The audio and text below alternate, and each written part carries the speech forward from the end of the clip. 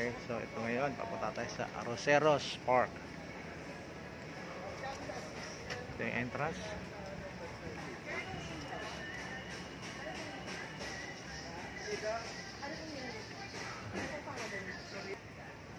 So, ayan, ito na yung park. Sa loob, ganda. Puro kahoy. Ma-rejuvenate kayo. Imagine niyo kung bakit ako lakas. Ayan. So ito yung office ng DepEd. Tuloy-tuloy tayo sa loob. Sarap. Puro kahoy. Ito yung pinapaalala Ayan. Dami mga patanggal ni Erap. oo, ito yung gustong ibenta ni Erap nun. Okay.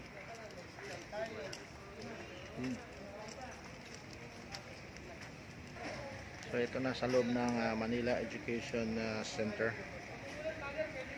So nandito sa loob ang part of Arroceros Park. Tuloy-tuloy tayo doon sa loob ng park.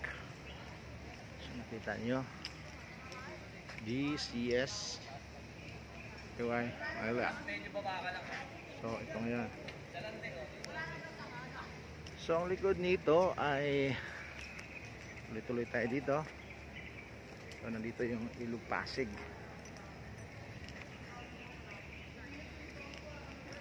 Yun.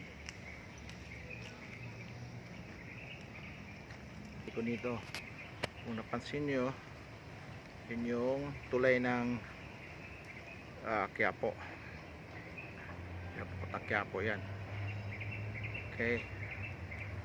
So ilog na yung nasa likod. Yun yung Pasig River. Okay. Ayun ang pinakalikod.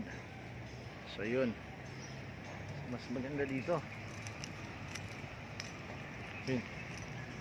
Yun o. Napansin nyo yan. Ayan. Ang Ilog Pasig. So yun. Ayala Bridge doon. Ayan. Tuloy-tuloy. Libre dito. Pwede kayong bumisita anytime. Basta lagi wag lang kayong magkalat para makatulong man lang kayo sa kalikasan. Okay? So sa muli, sundan nyo lang ako para malaman ninyo ang mga gandang lugar na pwedeng pasyalan dito sa loob ng Maynila lang. So yan, subscribe and follow and share kung pwede. Again, maraming salamat.